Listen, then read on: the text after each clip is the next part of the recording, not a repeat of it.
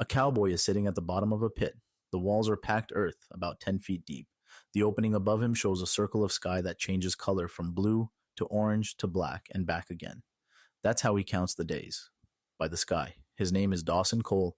He's been in this pit for 4 days. He has 3 left. On the 7th day, if nobody speaks the truth, the Apache will kill him for a murder he didn't commit.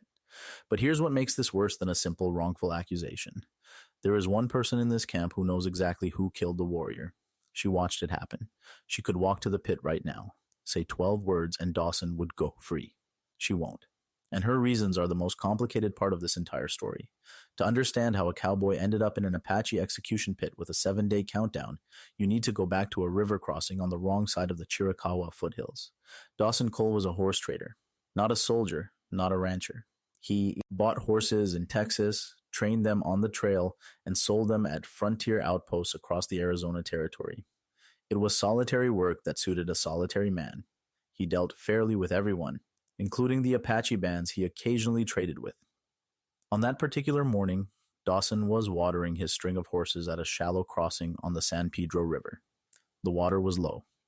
The horses drank slowly. Dawson sat on a flat rock and chewed jerky while the sun came up. Then he heard something wrong. Not a sound exactly, but the absence of sound. The birds had stopped singing. The insects had gone quiet.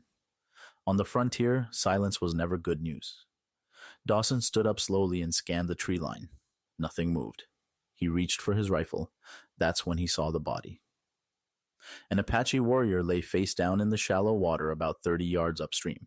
The current had pushed him against a sandbar. His back was to the sky, and between his shoulder blades was a knife wound so deep that the handle was still visible. Dawson's stomach turned. He waded into the water to check if the man was alive. He wasn't. The body was cold. Dawson pulled the knife from the wound, an instinct, the way you'd pull a thorn without thinking about what it looked like. That's the exact moment the Apache found him. 8 warriors coming around the river bend on a search party. They saw a white man standing over a dead Apache warrior, holding a bloody knife. Dawson dropped the blade immediately. He raised his hands. He started speaking. But what he said didn't matter. What they saw was a verdict. They bound his hands and brought him to their camp. The dead warrior's name was Koda, and he'd been a respected member of the band.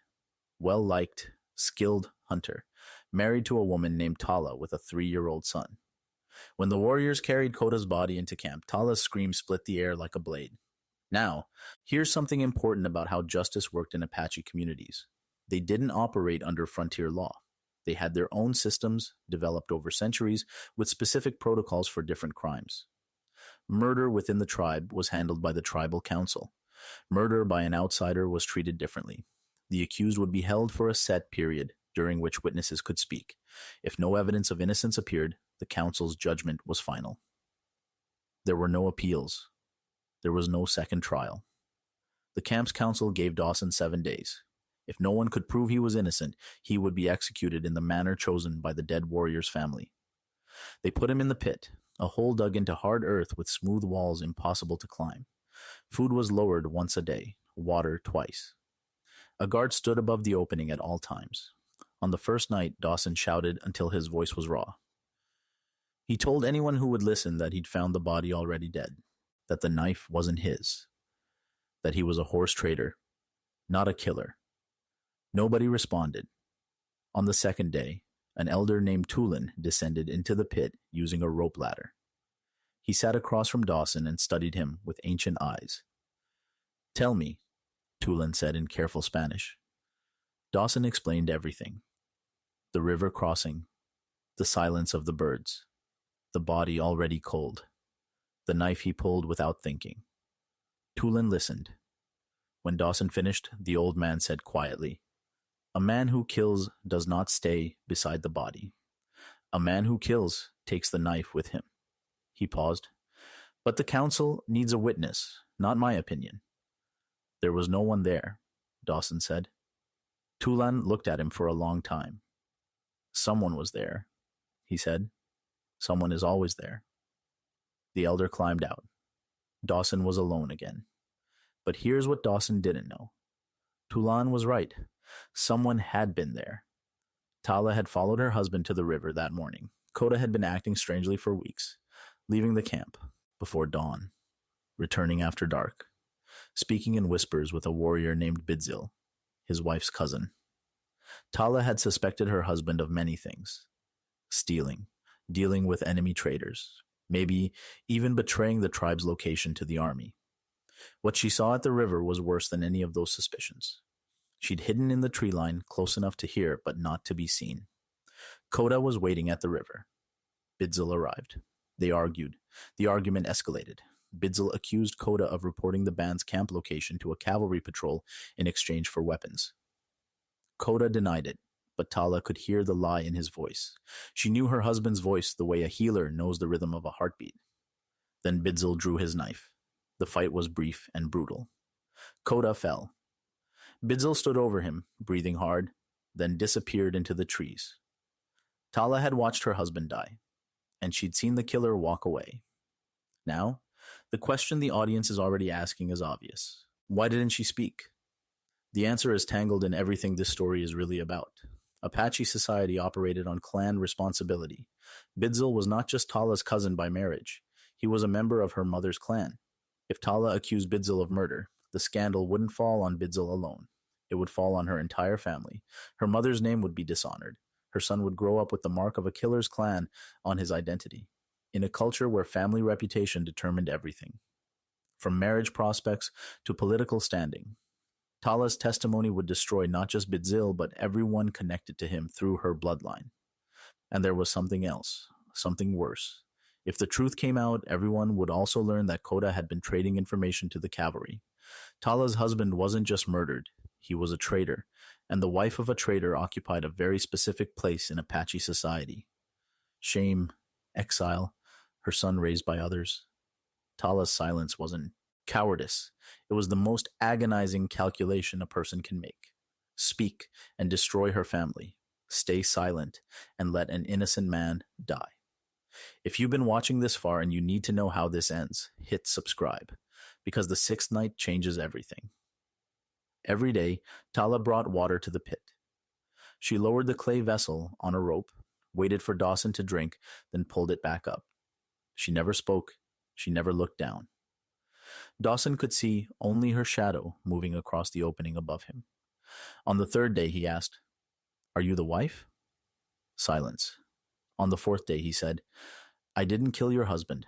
I know you have no reason to believe me, but I need you to know." Silence. On the fifth day, Tala lowered the water. But this time, something was different. Wrapped around the base of the clay vessel was a thin strip of leather. Dawson untied it. On the leather, someone had drawn a simple image using charcoal. Two figures standing by a river, one falling, and the other standing over him. And the standing figure was not Dawson. The drawing was crude, but unmistakable. The killer in the image was Apache. Dawson looked up at the opening.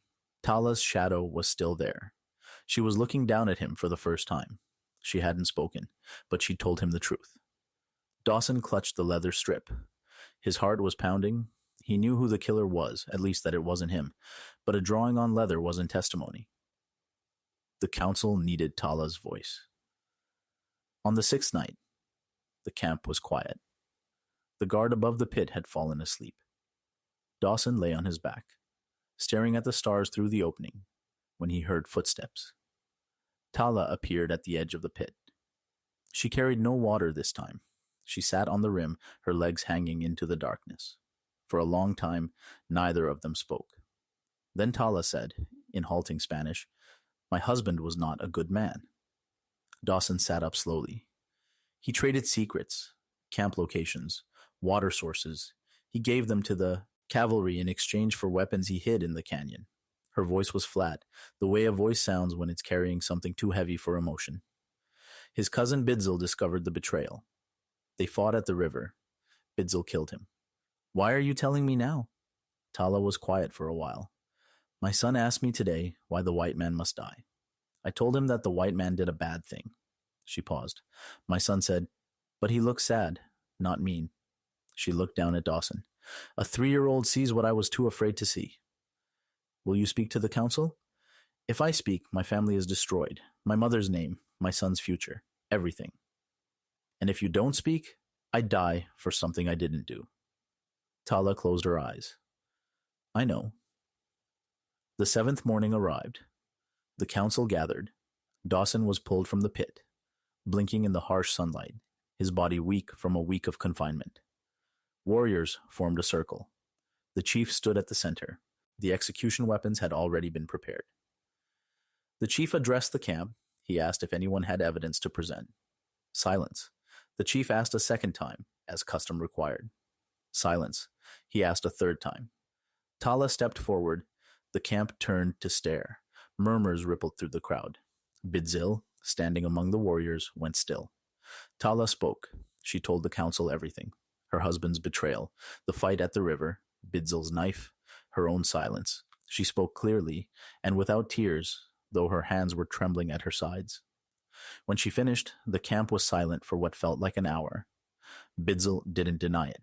He stood rigid, jaw clenched, and said 2 words. He deserved it. The chief looked at Tala, then at Bidzil, then at Dawson. The weight of 3 different truths pressed down on the circle. An innocent man falsely accused, a wife who chose conscience over safety, a killer who believed he'd served justice. The council deliberated. Bidzil was sentenced to permanent exile, not death. Exile.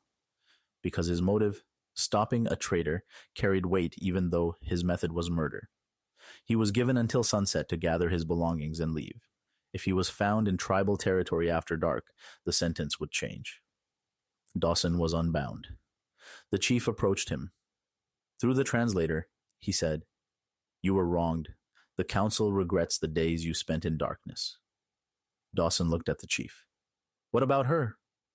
The chief glanced at Tala. "She will carry the weight of her husband's shame. The clan will decide her standing." Dawson stepped forward. "She saved my life. She spoke when speaking. Cost her everything. That should carry weight too." The chief studied him. Then he turned to the council and spoke in Apache. The discussion was brief. When it ended, the chief announced that Tala's courage in speaking truth before the council would be recorded alongside her husband's shame. One did not erase the other, but both would be remembered. It wasn't mercy. It wasn't justice in any clean sense. It was something messier and more honest. 2 truths existing beside each other, neither canceling the other out. Dawson's horses were returned to him. His weapons were returned. He was offered food for the journey. Before he left, he walked to Tala. She was sitting outside her wickiup, her son playing in the dirt beside her. She looked up at him with exhausted eyes. "Thank you," he said. "Don't thank me. I almost let you die." "But you didn't." She looked at her son. "He sees clearly. Children always do." Dawson knelt to the boy's level. The child looked at him with wide, curious eyes. Dawson held out his hand. The boy took it and shook it solemnly, the way he'd seen warriors greet each other. Dawson rode out of the camp that afternoon. His horses were thinner, his body was weak, but he was alive because a woman had chosen truth over safety, and a 3-year-old boy had seen what grown men couldn't. On the frontier, justice wasn't clean. It never fit neatly into the laws of the settlers or the customs of the tribes. It lived somewhere in between, in the space where people had to decide what mattered more, comfort or truth, safety or conscience. And sometimes the bravest person in the room wasn't the warrior with the weapon. It was the woman who opened her mouth and spoke when speaking meant losing everything. Now, the documented history of how Apache and frontier justice systems collided, and the real cases where innocent lives hung in the balance between 2 legal worlds, is a story that rarely gets told. That story is on screen right now.